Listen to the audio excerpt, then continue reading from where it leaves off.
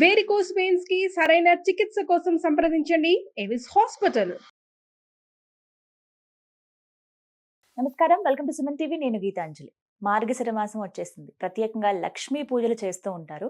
అయితే మొదటి మార్గశిర గురువారం 5వ తారీఖున వచ్చిందండి. ఆ రోజున పూజ ఏ విధంగా చేయాలి, అలాగే లక్ష్మీ అమ్మవారిని ఎలా కొలుచుకోవాలి, ఆ రోజు పెట్టవలసిన నైవేద్యం కావచ్చు, పూజా విధానం కానీ, అలాగే పూజ చేసిన తర్వాత వాటిని ఏం చేయాలి, ఎందుకంటే మర్నాడు మళ్ళీ శుక్రవారం వచ్చింది కాబట్టి ఆ రోజున అమ్మవారిని కదిపి వచ్చేలా రకరకాల సందేహాలు మనకుంటాయి. ప్రత్యేకంగా చెప్తారు ఆ రోజున ఒక కథ అనేది మనం వినాలి, లేకుంటే మనకి అందుబాటులో ఉంటే గనక అది చదువుకోవాలి అమ్మవారిని పూజించిన తర్వాత అని అంటారు. అదే చాలా అరుదుగా దొరుకుతుంటాయి మన శాస్త్రాల్లో ఉన్నటువంటివి. మనం ఎవరి ద్వారానో వినిగానివి తెలుసుకోలేము. అలాంటి ఒక అరుదైన అతి ముఖ్యమైన కథ లక్ష్మీ అమ్మవారికి సంబంధించి ఈ వీడియోలో మనకి వివరించబోతున్నారు బ్రహ్మశ్రీ నందిభట్ల శ్రీహరి శర్మ గురువు గారు, ప్రముఖ జ్యోతిష్యులు. వారితో మాట్లాడి వివరాలు తెలుసుకుందాం. గురుగారు నమస్కారం అండి. వాగర్థావివ సంపృక్తౌ వాగర్థ ప్రతిపత్తయే జగతః పితరౌ వందే పార్వతీ పరమేశ్వరౌ. సదాశివ సమారంభాం శంకరాచార్య మధ్యమాం అస్మదాచార్య పర్యంతం వందే గురు పరంపరాం. ఆదిత్యాయ చ సోమాయ మంగళాయ బుధాయ చ గురు శుక్ర శనిభ్యశ్చ రాహవే కేతవే నమః. శృంగేరి జగద్గురు పీఠాధిపతులకి, కంచి పీఠాధిపతులకి నమస్కారములు తెలియజేసుకుంటూ కార్యక్రమాన్ని ప్రారంభిద్దాం. మార్గశిర గురువారం మొదటిదండి, అంటే మొత్తం 4 ఈ మాసంలో మనం చూస్తున్నాం గురుగారు. అయితే 5వ తారీఖున మార్గశిర గురువారం, అందులోనూ లక్ష్మీ అమ్మవారిని చాలా చక్కగా పూజ చేసుకుంటూ ఉంటాం. ఆ రోజు విశిష్టత ఏంటో వివరించండి, అలాగే అమ్మవారిని ఏ విధంగా పూజించుకోవాలి. మార్గశిర మాసం మనకు భగవద్గీతలో కూడా విభూతి యోగంలో శ్రీకృష్ణ భగవానులు వారు ఏం చెప్పారంటే, అన్ని మాసాలలోకెల్లా మాసానాం మార్గశీర్షోహం అంటే మార్గశీర్షమే నేను, మార్గశిర మాసము నేను అని చెప్పడం జరిగింది. కాబట్టి ఇక్కడ వీక్షించేటువంటి ప్రేక్షకుల్లో మనకు కార్తీక మాసం శివకేశవులకి, శ్రావణ మాసం లక్ష్మీ అమ్మవారికి ఎలా అయితే మనం ఆరాధనోత్సవాలు, భాద్రపద మాసం పితృదేవతలకి, ఆశ్వీజ మాసం దుర్గా అమ్మవారికి ఏ విధంగానైతే మనం చేసుకున్నామో, ప్రత్యేకించి లక్ష్మీ అమ్మవారి కోసం చెప్పబడినటువంటి వ్రత నియమము ఈ మార్గశిర మాస లక్ష్మీ వార వ్రతం అని అంటారు. అంటే ఎందుకు గురువారం లక్ష్మీ వారం అంటాం, శుక్రవారం ఎందుకు అనము అని అంటే, నవగ్రహాలలో ధనకారకుడు గురువు కాబట్టి అట్టి గురువుకి సంబంధించిన వారం గురువారం రోజున ప్రత్యేకించి లక్ష్మీ యొక్క వారముగా చెప్పబడింది. లక్ష్మీ వార వ్రతం అనేటువంటిది ఈ గురువారం నాడే చెయ్యాలని మనకు శాస్త్ర ప్రమాణం. కాబట్టి ఈ వ్రతాన్ని అందరూ కూడా ఆచరించవచ్చునమ్మా. అయితే ముఖ్యంగా ఈ లక్ష్మీవార వ్రతాన్ని ఎవరైతే ఆచరిస్తారో వాళ్ళకి సిరి సంపదలకి లోటు ఉండదు. భర్త యొక్క ప్రేమ అనురాగాలు వారికి ఖచ్చితంగా కలుగుతాయి. ఇంకా ముఖ్యంగా వివాహం కాని అమ్మాయిలు ఉంటారు కదమ్మా, ఆ వివాహం కాని అమ్మాయిలకి చక్కటి సుగుణవంతుడైనటువంటి, ధనవంతుడైనటువంటి, భోగ ఇంటిలో అనగా భోగవంతుడైనటువంటి ఇంట్లో కోడలిగా వెళుతుంది. కాబట్టి అన్ని రకాలుగా సౌభాగ్యంగా ఉంటుంది. ఈ సంబంధించినటువంటి లక్ష్మీవార వ్రతం విధానం ఎలా చేయాలి అనుకున్నప్పుడు, ముఖ్యంగా గురువారం రోజున ఎవరైనా కానీ ఈ స్త్రీమూర్తి చెయ్యాలనుకునేటువంటి కన్య కానీ స్త్రీమూర్తి కానీ పొద్దున్నే 3 గంటల కల్లా బ్రహ్మ ముహూర్త కాలం కల్లా లేవాలి. లేచి చక్కగా ఇల్లంతా కూడాను శుభ్రపరచుకోవాలమ్మా. గోపంచకము, పసుపు, గళ్ళ ఉప్పు మంచినీటిలో వేసి వాటితో ఇల్లంతా కూడా ముందుగా ఇల్లంతా ఉడికేసేసి తరువాత చక్కగా ఆ నీటితో శుభ్రపరచుకోవాలి ఇల్లంతా, పూజా మందిరంతో సహా. ఆ రోజునే చేసుకోవాలండి, ముందు రోజు చేసుకున్నా పర్వాలేదా? ముందు రోజు చేసుకున్నా పర్వాలేదు, కానీ ఆ రోజునే లేచి చేసుకున్నా పర్వాలేదు, ఎటువంటి ఇబ్బంది ఏమీ లేదమ్మా. అయితే ఎలా ఉండాలి అని అంటే, ఆ చేసుకోదలిచినటువంటి కన్య కానీ ఆ గురువార వ్రతం భార్య అయినా కానీ భార్యాభర్తలు అందరూ కూడా సంతోషంగా ఉండాలట. అయ్యో ఎందుకు చేసుకుంటున్నామనే భావన లేకుండా ఉత్సాహంతో నేను అమ్మవారి అనుగ్రహం పొందడం కోసం చేస్తున్నానని చెప్పి ఉత్సాహంతో చేసుకోవాలట. ఎక్కడా కూడా కించిత్ లేశ మాత్రమైనా కానీ బాధపడకూడదట.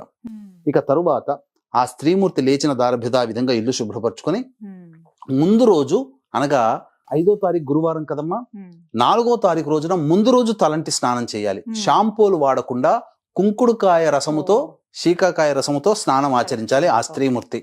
ఇక కేవలం చన్నీటిని మాత్రమే శిరస్సున వేసుకోవాలి. ఓపిక లేని వాళ్ళు వేడి నీటి పెట్టుకోవచ్చు. ఆ విధంగా కేవలం సబ్బు, షాంపూ ఎటువంటిది లేకుండా, తలని పట్టించకుండా కేవలం తలమించి స్నానం ఆచరించేసి చక్కగా పసుపు రాసుకొని ఆ యొక్క పూజా మందిరాన్ని సిద్ధం చేసుకోవాలి. పూజా మందిరం సిద్ధం చేసుకునేటువంటి సందర్భంలో చక్కగా గోడకు పెట్టుకుంటారు కదమ్మా, గోడకి శ్రీకారము స్వస్తికో ఓంకారము రాసి ఒక పీట అనగా అమ్మవారి లక్ష్మీనారాయణుడి యొక్క చిత్రపటం పెట్టుకోవాలి. కేవలం లక్ష్మీ అమ్మవారిని పెట్టకూడదు. వీక్షించేటువంటి ప్రేక్షకులు గమనించాల్సింది ఏంటంటే, ఇక లక్ష్మీ పూజ చేసుకుంటున్నాం కదా అని చెప్పి లక్ష్మీ అమ్మవారిని పెట్టుకుంటారమ్మా. లక్ష్మీ అమ్మవారి కాదు, నారాయణుతో సహమైనటువంటి అనగా నారాయణుతో కూడి ఉన్నటువంటి లక్ష్మీ అమ్మవారి చిత్రపటాన్ని పెట్టుకోవాలి. ఆ చిత్రపటం పెట్టుకొని ముందర కలశం పెట్టుకోగలిగేటువంటి ప్లేస్ ఉన్న పీటని మీరు చేసుకోవాలి. ఒకవేళ పీట లేదనుకున్నప్పుడు మామూలుగా ఒక చక్కటి తెల్లటి చిన్నపాటి పంచ మన గుడ్డ పెట్టుకోవచ్చు, చిన్న టవల్ అనేటువంటిది తెల్లది వస్త్రం పెట్టవచ్చు. ఇక ఆ అమ్మవారి ఫోటోకి అలంకారం చేసి పీట పెట్టుకుంటే 8 దిక్కులా కూడా అలంకారం చేసి ఆ పీట అంతా కూడా చక్కగా పసుపుతో అలికి, తర్వాత ఆ పీట మధ్యలో అష్టదళ పద్మం వేసి ఆ యొక్క అష్టదళ పద్మం మీద ఎర్రటి గుడ్డ గాని పసుపు గుడ్డ గాని పరిచి, అప్పుడు కొంత కలశం పెట్టేటువంటి దగ్గర కొంత బియ్యం ఒక వృత్తాకారంలో రౌండ్ షేప్ లో బియ్యాన్ని ఒక రాశిగా పోసి దాని మీద కలశం పెట్టాలి. కలశం పెట్టిన తర్వాత ఆ కలశంలో మీకు దగ్గరలో అందుబాటులో దొరికేటువంటి 5 చెట్ల యొక్క ఆకులను పెట్టవచ్చు. అనగా జామకాయ, సీతాకాయ, మారేడుకాయ ఆకులు ఉంటాయి కదా, కొమ్మలు అవి తీసుకోవచ్చు. లేదా పంచపల్లవాళ్ళు మర్రి, మేడి, జువ్వి, రావి, మోదుగా ఈ 5 వృక్షాలకు సంబంధించిన ఈ అందుబాటులో ఉండేటువంటి వాటినే కానీ ఆ వేసిన తర్వాత అందులో ఆ రాగి చెంబులో, ఎందుకంటే రాగి చెంబే వాడాలమ్మా, రాగి చెంబు లేకపోతే మనం ఇత్తడిది వాడొచ్చు, వెండిది వాడొచ్చు, బంగారం శక్తి ఉంటే బంగారు చెంబు వాడొచ్చు, ఏమీ లేని వాళ్ళు కుండైనా కానీ వాడొచ్చు. చిన్నపాటి ముంత మట్టి చిన్న మట్టితో చేసిన కుండ లాంటిది చిన్నది. ఇక అందులో ఒక పోక చెక్క, వెండిది చిన్న ముక్క, బంగారంది చిన్న ముక్క, ఒక 1/4 గ్రాము కూడా అవసరం లేదు, చిన్న ముక్క అంటే దొరుకుతుంది. బంగారంది, వెండిది, అలాగే పగడము, ముత్యము, వట్టి వేళ్ళు అని దొరుకుతాయి. వట్టి వేళ్ళు, ఒక పోక చెక్క, 1 కానీ 2 కానీ పోక చెక్కలు ఆ కలశంలో వేసి అందులో కొమ్మలు చెప్పబడినటువంటి కొమ్మలు వేసి కలశానికి అలంకరణ చేసి ఆ కలశం మీద ఒక కొబ్బరికాయ పెట్టి ఆ కొబ్బరికాయకి ఎర్రటి వస్త్రము అలంకరణగా పెట్టి ఇక ఆ అమ్మవారి యొక్క పూజ ప్రారంభం చేసుకోవాలి. లక్ష్మీ అమ్మవారి పూజ ప్రారంభం చేసుకునే ముందుగా గణపతి పూజ చేసుకుని గణపతి యొక్క అనుజ్ఞ తీసుకొని, చాలా సంతోషముగా నేను ఈ యొక్క వ్రతాన్ని ఆచరిస్తున్నాను మహానుభావ, నాకు అమ్మవారి యొక్క అనుగ్రహాన్ని ప్రసాదించి విఘ్నేశ అని చెప్పి ఆ విఘ్నేశ్వరుని యొక్క అనుజ్ఞ తీసుకొని లక్ష్మీ అమ్మవారిని షోడశోపచార విధానంగా పూజ చేసుకోవచ్చు. ఈ యొక్క శ్రావణ మాసంలో లక్ష్మీ అమ్మవారి వ్రత విధానం ఎలా ఉంటుందో అదే విధానంగా వ్రత విధానం వైభవ లక్ష్మి కానీ శ్రావణ లక్ష్మి కానీ ఈ విధంగా లక్ష్మీ అమ్మవారి వరలక్ష్మి వ్రత విధానంగా పూజ ఉంటుంది కదా, సంకల్పం చెప్పుకొని ఆ విధానంగా చేసుకోవచ్చు. పూజ చేసుకున్న తర్వాత కథకు వచ్చేసరికి కథ వినాలి. ఇక ఈ కథ చెప్పుకొని తర్వాత అక్షితలు, ఈ విధంగా చేసుకుని ఆ కథ కూడా మనం ఆఖరణ చెప్పుకుందాం. వీక్షించేటువంటి సుమన్ టీవీ ప్రేక్షకులకి ఈ యొక్క కథ ఇప్పుడు ఏదైతే చెప్పబోతున్నానో అలభ్యమైనటువంటి కథ, మీరెక్కడా కూడా అతి అరుదుగా అత్యంత పురాతన గ్రంథము నుంచి మీకు సేకరించి ఇస్తున్నటువంటి కథ అండి. కాబట్టి ఈ కథని మీరు వ్రతం చేసుకునేటప్పుడు ఈ యొక్క వీడియోని దృష్టిలో పెట్టుకొని ఆ కథను అక్కడ పెట్టుకొని మనస్సులో వినండి. ఆ వీడియో పెట్టుకొని తప్పకుండా మీకు ఆ మార్గశిర మాసం అమ్మవారు, ఇది సాక్షాత్తు జరిగింది ద్వాపర యుగంలోనే ఈ యొక్క వృత్తాంతం జరిగిందండి. కాబట్టి లక్ష్మీ అమ్మవారే స్వయంగా నిర్వహించినటువంటి వృత్తాంతం ఇదంతా కూడా. ఎవ్వరు కూడా మిస్ కాకండి. మీకు బయట దొరికిన కథలు వేరు, ఇప్పుడు ఈ విధంగా చెప్పుకునేటువంటి నిజంగా జరిగిన కథ వేరు. కాబట్టి అది ఆశాంతం వినే ప్రయత్నం చేయండి. ఇక ఈ యొక్క అమ్మవారి పూజ అంతా చేసుకున్న తర్వాత సాయంకాలానికి మళ్ళీ ఇంట్లో ప్రదోషకాల సమయంలో సింహద్వారానికి ఇరువైపులా దీపారాధన చేయాలి. సాయంకాలం ప్రదోషకాలం దీపారాధన చేయాలి. ఆ తర్వాత ఉదయం నుంచి సాయంకాలం వరకు కూడా వీలుంటే ఉపవాసం ఉండాలి. ఉండి దీపారాధన చేసి ఇప్పుడు చెప్పబడిన పూజా విధానం అంతా ఉంది కదమ్మా, అదంతా ప్రదోషకాల సమయంలో ఆచరించాలి. ఆచరించి ఈ యొక్క గురువారం రోజున ఎట్టి పరిస్థితుల్లో కూడా నూనెతో వండించినటువంటి పదార్థాలు భుజించకూడదు. అమ్మవారికి ఏదన్నా చేసినా ఆవు నేతిలో చెయ్యాలి, నూనెలో మాత్రం నూనె అనేటువంటిది ఈ మార్గశిర మాసం గురువారం రోజున తాకకూడదు. అసలు నూనెను తాకిన నూనెను కూడా పక్కకు పెట్టేయాలి. ఇక ఈ విధంగా చేసి ప్రదోషకాల సమయంలో ఈ చెప్పబడినటువంటి పూజా విధానంగా ఈ ఆచరణ చేయాలి. చేసి ఉపవాసం ఉంటారు కదా ఆడవాళ్ళు, తెల్లవారి ఆ యొక్క నైవేద్యం అంతా పెట్టి రాత్రి భోజనం చేసి మళ్ళీ తెల్లారి శుక్రవారం ఉంటుంది కదా, ఆ శుక్రవారం రోజున మళ్ళీ స్నానం ఆచరించి మళ్ళీ దీపారాధన చేసి అప్పుడు ఆ యొక్క కలశంలో ఉన్నటువంటి ఆ పూజ చేసిన విధానంలో అప్పుడు ఉద్వాసన చెప్పాలి. చెప్పి ఆ విధంగా పూజ పూర్తి చేసుకోవాలి. శుక్రవారం అయినా ఆ రోజు ఉద్వాసం చెప్పుకోవచ్చమ్మా. అయితే అందులో మీరు ఇవి వేయమన్నారు కదండి, చిన్న బంగారం, అవునమ్మా. వెండి, అలాగే పోక చెక్కలు, పగడం, ఇవన్నీ వేయమన్నారు కదా, మరి వాటిని ఏం చేయాలి? ఆ రోజున ఆ పూజ విధానం అంతా ఉంది కదమ్మా, ఆ రోజున ఆ నీళ్లు అవన్నీ కూడా ఎవరి తొక్కని ప్లేస్ లో వేసేసి పోక చెక్క మినహా, వట్టివేళ్ళు మినహా మిగిలిన బంగారము, వెండి, ఇవన్నీ పగడము, ముత్యం ఇవన్నీ ఉన్నాయి కదా, అవి మళ్ళీ భద్రపరుచుకొని మళ్ళీ 2వ గురువారానికి చేసుకోవాలమ్మా. ఆ రోజుకి చేసుకోవాలి. ఆ విధంగా 3-4 గురువారాలు కూడా ఆ వాటిని వాడవచ్చు. కాకపోతే ఇక్కడ కొన్ని నియమాలు అనేటువంటివి పాటించాలమ్మా స్త్రీమూర్తి. ఏంటండి ఆ రోజు నియమాలు పాటించేటప్పుడు ముఖ్యంగా ఎప్పుడు కూడా కోపం అనేటువంటిది ఉండకూడదు, విసుగు అనేటువంటిది ఉండకూడదు. అత్తమామల్ని గౌరవంగా చూడాలి, భర్తని ప్రేమగా చూడాలి, కడుపున పుట్టిన సంతానైనా కానీ కోపగించుకోకూడదు. ఇది నియమం. ఆ రోజున ఎటువంటి పరిస్థితుల్లో కూడా కోపం అనేది రాకూడదు. ఇక ముఖ్యంగా ఆ ఇంట్లో ఆ గురువారం వ్రతం చేసేటువంటి రోజున ఇక మురికి బట్టలు అంటూ ఉండకూడదమ్మా. ఆ రోజున ఇక గోళ్ళు, మన జుట్టు గోక్కోవడం కానీ, గోళ్ళు కత్తిరించుకోవడం కానీ లాంటివి చేయకూడదు. ఆ మార్గశిర మాస గురువారం రోజున ఇక దాంపత్యము పనికిరాదు, బ్రహ్మచర్య వ్రతాన్ని ఆచరించాలి. ఇక అన్నిటికంటే ముఖ్యంగా మధ్యాహ్నం పూట నిద్రపోకూడదు, ప్రదోషకాల సమయంలో విసుక్కోకూడదు, ముఖ్యంగా అబద్ధాలు ఆడకూడదు. ఆ గురువారం రోజున చాలా మటుకు మౌనాన్ని ఆశ్రయించాలి. భోజనం చేసేటప్పుడు కూడా ఈ యొక్క గురువారం రోజున తూర్పు వైపున తిరిగి కానీ, ఉత్తరం వైపు తిరిగి కానీ కూర్చొని భోజనం చేయాలి. ఇది విధానంగా చెప్పబడి ఉందమ్మా. అమ్మవారికి పెట్టినటువంటి నైవేద్యాన్ని భుజించవచ్చు. ఉపవాసం ఉంటే ఆ రోజులో ఎట్టి పరిస్థితుల్లో కూడాను నూనెను తాకకూడదు. దీపారాధన నూనెతో చేయొద్దండి, నూనెతో చేయకూడదు, ఆవు నేతితోనే చేయాలి. నూనె అనేటువంటిది ఈ గురువారం రోజున స్పృశించకూడదమ్మా. ఇక ముఖ్యంగా ఆ యొక్క ఈ 4 వారాలు ఈ విధంగా చేసిన తర్వాత 5వ వారం పుష్యమాసంలో వస్తుంది. 5వ వారం కూడా ఈ మార్గశిర మాసం అయిపోయింది కదా అని కాకుండా పుష్యమాసంలో వచ్చే గురువారం రోజున కూడా ఆచరించి ఆ తదనంతరం ఒకరికి కానీ, ముగ్గురికి కానీ, 5గురికి కానీ, 7గురికి కానీ ముత్తైదులను పిలిపించుకొని లేదా బాలికల్ని పిలిపించుకొని పూజ చేసి లక్ష్మీ స్వరూపముగా భావించి వారికి వాయనం ఇవ్వాలమ్మా. ఇంకా స్త్రీ అలంకరణ వస్తుంటే అద్దము, దువ్వెన, కాటుక, గాజులు, రవిక బట్ట, పూలమాల, పసుపు, కుంకుమ ఇలా అవి ఇవ్వవచ్చమ్మా. ఈ విధంగా ఏ వ్యక్తి అయితే, ఏ స్త్రీమూర్తి అయితే చేస్తుందో ఆ స్త్రీమూర్తికి తప్పకుండా సిరి సంపదలతో పాటు వైభవపేతమైనటువంటి జీవితం అనేటువంటిది ఉంటుంది. తరతరాలకి కూడా భవిష్యత్తులో వచ్చే జన్మలో కూడా లక్ష్మీ అనుగ్రహ ప్రాప్తి అవుతుంది. ఎందుకంటే ఇప్పుడు మనం చెప్పుకోబోయే కథలో జరిగిన వృత్తాంతం ఇది. లక్ష్మీ అమ్మవారి అనుగ్రహం వచ్చే జన్మలో కూడా కలిగిందనడానికి ఈ కథలో వృత్తాంతం ఉంటుందమ్మా. కాబట్టి జాగ్రత్తగా వినండి ఈ కథంతా కూడా. ఇక వీక్షించేటువంటి ప్రేక్షకులకి గమనిక, ఈ యొక్క సంబంధించినటువంటి కాశీ క్షేత్రంలో డిసెంబర్ 15వ తారీఖు రోజున దత్త జయంతి సందర్భంగా జాతకరీత్యా కలుగు విద్య, వివాహ, ఉద్యోగ, దాంపత్య, సంతాన, అనారోగ్య సమస్యల నివారణకి మరియు గోచారీత్యా కలుగు వృషభ, మిథున, కర్కాటక, సింహతులు, వృశ్చిక, మకర, కుంభమీన రాశిలో జన్మించిన వారికి శనిదోష పరిహారార్థమై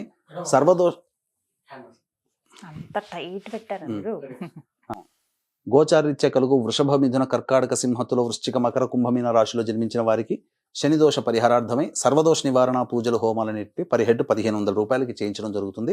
యముని ప్రీతి కోసం యమహోమం కూడా జరిపించడం జరుగుతుంది. అవకాశం ఉన్న వాళ్ళు కార్యక్రమ తదనంతరం కాంటాక్ట్ చేసి మీ గోత్రనామాలు నమోదు చేసుకోవచ్చు. ఇక కథలో గనక వెళ్ళినట్లయితేనమ్మా, చక్కగా పూర్వం ద్వాపర యుగంలో జరిగిందని చెప్పాను కదమ్మా. ద్వాపర యుగంలో సౌరాష్ట్ర దేశాన్ని పరిపాలించే భద్రశ్రవ అనే మహారాజు, గొప్ప నీతివంతమైన మహారాజు. ఆయనకి సురత్ చంద్రిక అనేటువంటి భార్యామణి ఉంది. మహా ఇల్లాలు, పతివ్రత.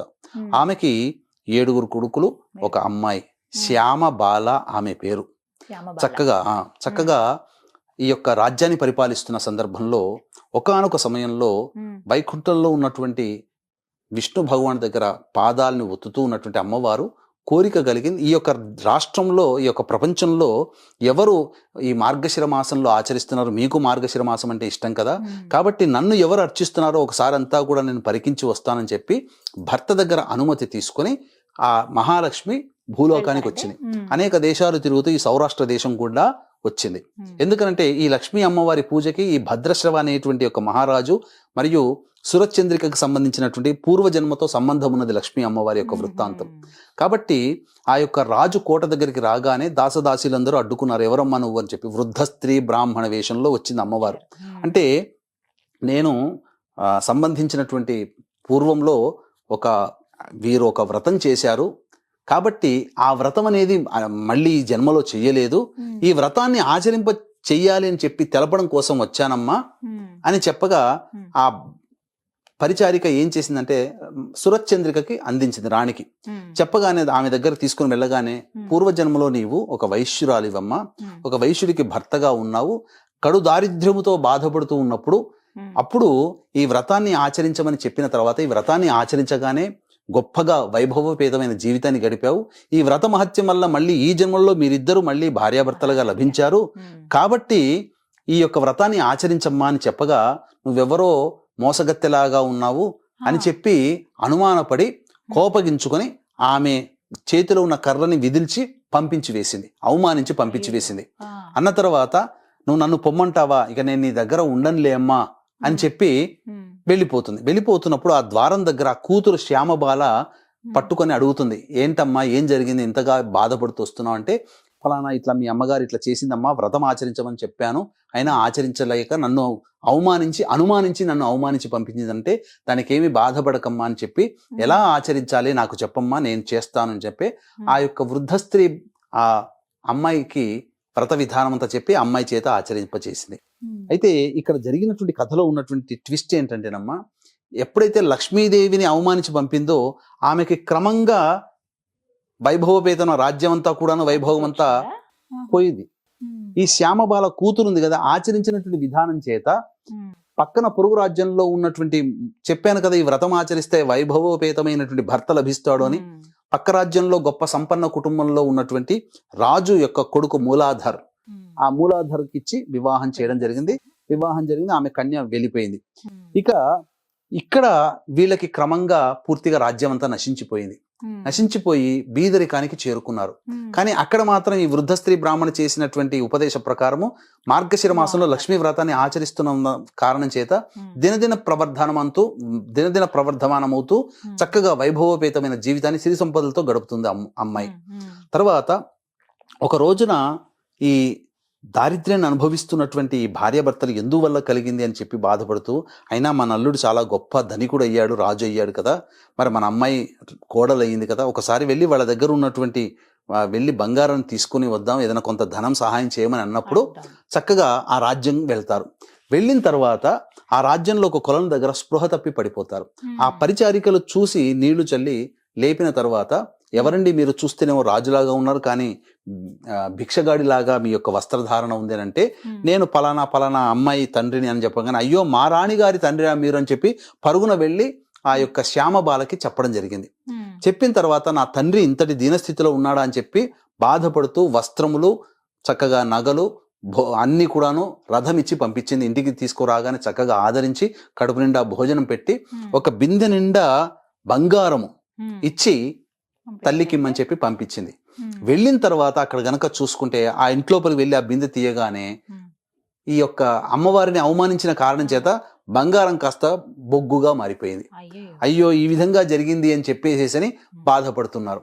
అయితే అక్కడ అమ్మాయి వ్రతం చేసుకుంటూ ఉండగా మా అమ్మగారు ఎలా ఉన్నారో ఏంటో అని చెప్పి ఒకసారి చూడడానికని ఆ అమ్మాయి రావడం, వీళ్ళ దీనస్థితిని చూసి తోలుకొని వెళ్ళిపోయింది వాళ్ళ రాజ్యానికి. అమ్మాయిని తల్లిదండ్రులను తీసుకుని వెళ్ళిపోయింది. ఆ వెళ్ళిపోయిన రోజు 3వ గురువారం అయింది, మార్గశిర మాసం. కాబట్టి ఆ తల్లిని కూర్చోబెట్టి, అమ్మా నీవు ఆ రోజున అమ్మవారు వచ్చి స్వయంగా వచ్చి చెప్పినా నువ్వు వినకుండా వచ్చి ఈ విధంగా చేశావు, కాబట్టి నీవు తప్పకుండా ఈ వ్రతాన్ని ఆచరించమ్మా అని చెప్పి దగ్గర కూర్చోబెట్టుకొని ఈ తల్లితోని ఈ వ్రతాన్ని ఆచరింపచేసింది. ఈ వ్రతాన్ని ఆచరింపచేసినటువంటి కారణం చేత, నైవేద్యం తీసుకున్నటువంటి కారణం చేత ఆ యొక్క వైభవపేతమైన కోల్పోయిన రాజ్యం అంతా కూడాను ఆవిడకి, ఆ తల్లిదండ్రులకి ఇద్దరికి తిరిగి వచ్చింది. అంత సంతుష్టులై ఉన్నారు, చాలా ఆనందంగా చక్కగా ఉన్నారు. తర్వాత తన యొక్క తల్లిగారింటికి వెళ్ళి మళ్ళీ 4వ వ్రతాన్ని అక్కడ ఆచరించింది కూతురు. 3వ గురువారం ఏమో తల్లిని తీసుకుని ఆచరించింది. 4వ వ్రతం అక్కడ చేసి 5వ వ్రతం మళ్ళీ ఇంట్లో ఉద్యాపన చేసుకోవాలి కదా, వెళుతూ ఆ ఇంటిలోని కొద్దిగా గళ్ళ ఉప్పుని తీసుకొని వచ్చింది. అంటే లక్ష్మీప్రదం. గళ్ళ ఉప్పు అంటే లక్ష్మీప్రదం కదమ్మా. తర్వాత ఆ విధంగా భర్త భోజనం చేస్తున్నప్పుడు అంత చప్పగా ఉంది ఏంటి పదార్థాలు అని చెప్పి అని అంటుంటే, ఇంట్లోంచి తల్లిగారి ఇంట్లో తీసుకుని వచ్చినటువంటి ఆ యొక్క గళ్ళ ఉప్పుని కొద్దిగా వేయగానే అది పంచభక్ష పరమాన్నమైనటువంటి మంచి షడ్రుచులతో సమానమైనటువంటి భోజనం చేయడం జరిగింది అప్పుడు. ఆ విధంగా ఏంటనంటే లక్ష్మీ అమ్మవారు అంటే ఇక్కడ ఉప్పు అనేది ఎందుకు చెప్పబడిందనంటే, అన్నీ వేసి చూడు నన్ను వేయకుండా వేసి చూడు అని చెప్పి చెప్తుంది ఉప్పు. అంటే ఎంత గొప్పగా వండినా ఉప్పు లేకపోతే ఆ పదార్థానికి రుచి రాదు. కాబట్టి ఉప్పు అంటే లక్ష్మీ స్వరూపం. ఈ వ్రత కథ ద్వారా తెలుసుకోదలసినటువంటి ఏంటంటే, లక్ష్మీ వారి వ్రతాన్ని చక్కగా ఆచరించినటువంటి వాళ్ళకి సిరి సంపదలు చక్కగా వైభవపేతమైన ఆనందకరమైన జీవితం పొందుతారు. ఉప్పు అనేటువంటిది ఎందుకు ఇక్కడ చెప్పబడి ఉందనంటే, అన్ని రుచులలోకెల్లా అనగా ఉప్పే ప్రధానం. కాబట్టి లక్ష్మీ ప్రధానం అనేటువంటి ఒక సంజ్ఞ ఇక్కడ మనం తెలుసుకోవాలి. కాబట్టి ఈ విధంగా వ్రతకథని ఎవరైతే తలుచుకొని ఆ విధంగా చేసిన దార్భ్యత ఇటు అమ్మాయి వైభవపేతన జీవితాన్ని పొందింది, అటు కోల్పోయినటువంటి రాజ్యాన్ని ధనాన్ని కూడాను ఈ యొక్క తల్లిదండ్రులు పొందారు. కాబట్టి ఈ వ్రత విధానాన్ని చక్కగా ఆచరించుకుంటూ ఈ విధంగా చక్కగా నియమాల్ని పాటించండి. చింపిరి జుట్టుతో ఉండకూడదమ్మా. అలాగే పూజ చేసుకునేటప్పుడు స్త్రీమూర్తి ఆఖరణ చాలా మంది జడలు విరబూసుకొని చేస్తారు. కానీ లక్ష్మీ అమ్మవారికి మహా కోపం వస్తుందట. ఆ సమయంలో ఒక ముడిన్నా వేసుకోవాలట, ఆఖరణ కొంగుముడిలాగా వేసుకొని చక్కగా చేసుకొని పూజ చేసుకొని ఉన్నటువంటి స్త్రీమూర్తి లక్ష్మీ అనుగ్రహ ప్రాప్తురాలు అవుతుందని చెప్పడంలో ఏమాత్రం సందేహం లేదు. సందేహం గురుగారు, మీరు నాకు చెప్పేటప్పుడు కన్యలు గాని స్త్రీమూర్తులు ఎవరైనా అన్నారు. వితంతువులు ఈ మార్గశిర గురువారం లక్ష్మీ అమ్మవారిని పూజించుకోవచ్చా, లేకపోతే ప్రత్యేకమైన విధానం ఏమన్నా ఉందా? ఇక్కడ ప్రధానంగా వితంతుల విషయానికి వచ్చేటప్పుడు తులసి చెట్టు దగ్గర కలశం లేకుండా తులసి చెట్టు దగ్గర ఈ యొక్క వ్రతాన్ని కూడాను ఆచరించవచ్చునమ్మా. ఎందుకంటే భవిష్యత్తులో దీర్ఘ సౌమంగళిత కలిగినటువంటి జీవితాన్ని పొందాలి. ఎందుకంటే మనకు కర్మవశాత్తు అవి కొన్ని తగులుతాయమ్మా, జీవితంలో కొన్ని వస్తాయి. అంత మాత్రం చేత చేసుకోకూడదని ఎక్కడ నియమం లేదు. కాకపోతే విధానంలో కలశం అనేటువంటిది పెట్టుకోకుండా తులసి చెట్టు దగ్గర ఈ యొక్క షోడశోపచార విధానంగా చేసుకోవచ్చు, కలశం లేకుండా చేసుకోవచ్చు. ఈ కథ ఏదైతే ఉందో అది వినొచ్చు, ఇదన్నీ వినొచ్చునమ్మా, కథ వినొచ్చు. మిగతా అంతా యథావిధిగా చేసుకోవచ్చు ఆ రోజున. ఇప్పుడు నూనె తగలద్దు అన్నారు కదండి, ఎటువంటి నైవేద్యం పెట్టాలి మరి అమ్మవారికి? ఏదైనా కానీ ఆవు నేతిలో వేయించినటువంటి ఈ యొక్క మొదటి గురువారం రోజున పులగం నైవేద్యంగా పెట్టాలి. పులగం వండేటప్పుడు కూడా ఆవు నేతే ఉండాలి. తాలింపు పెడతాం, ఆవు నేతితో పెట్టాలి. అది తప్పకుండా ఆ యొక్క దీపారాధనలో కూడా ఈ ఆవు నెయ్యినే వాడాలి తప్ప శుద్ధమైన ఆవు నెయ్యి దొరికితే వాడితే అదే మంచిది. లక్ష్మి ఫోటో అన్నారు కాబట్టి లక్ష్మీదేవి విష్ణుమూర్తి ఇద్దరు ఉన్నది తీసుకోవాలమ్మా. లక్ష్మీనారాయణుని మొదలుగా నారాయణుని అర్చించుకొని తర్వాత ఈ విధంగా చేయాలి. తర్వాత ఏంటంటే శుక్రవారం రోజున శ్రవణ నక్షత్రం వస్తుంది. ఈ శ్రవణ నక్షత్రం విష్ణుమూర్తికి సంబంధించినటువంటి నక్షత్రం కాబట్టి ఈ విష్ణుమూర్తికి సంబంధించినటువంటి నక్షత్రం కావున ఆ రోజున నారాయణుని కూడా అర్చించే విష్ణు సహస్రనామ పారాయణం తెల్లవారి శుక్రవారం రోజున చేసిన చాలా విశేషం. మళ్ళీ మార్గశిర మాసంలో శ్రవణ నక్షత్రం లేదు కాబట్టి ఆ రోజు కూడా చేసుకోవచ్చు. గురువుగారు 5 వారాలు అన్నారు మీరు, అప్పుడు ఉద్యాపన చేసేసుకోవచ్చని. కానీ ఆటంకం వస్తే మధ్యలో మహిళలకి అప్పుడు పరిస్థితి ఏంటండి? ఎలా స్త్రీలకి ఋతుపరంగా ఏమన్నా ఆటంకాలు వచ్చినప్పుడు దాన్ని ఆపకూడదమ్మా. కన్న కూతురుతోనైనా అత్తగారితోనైనా తల్లిగారితోనైనా కానీ ఈ యొక్క వ్రతాన్ని ఆచరింప చేయాలి. అవి కూడా కుదరని పక్షంలో అవి కూడా కుదరని పక్షం అంటూ ఉండదు. ఎవరైనా ఉంటారు కదమ్మా, సొంత చెల్లెలైనా ఎవరైనా కానీ చేయవచ్చు, భర్తతోనైనా కానీ చేయించవచ్చు. ఈ వ్రతం మాత్రం ఆపకూడదు. 5 వారాలకు మాత్రం ఉద్యాపన చేయాలి. ఇలాగే ఏ వారానికి ఆ వారం చేసుకోవాలి, సెపరేట్ గా ఉంటుంది కదండి. చక్కగా వివరించారు గురుగారు, ధన్యవాదాలండి. సర్వం శ్రీ ఉమామహేశ్వర పరబ్రహ్మార్పణమస్తు.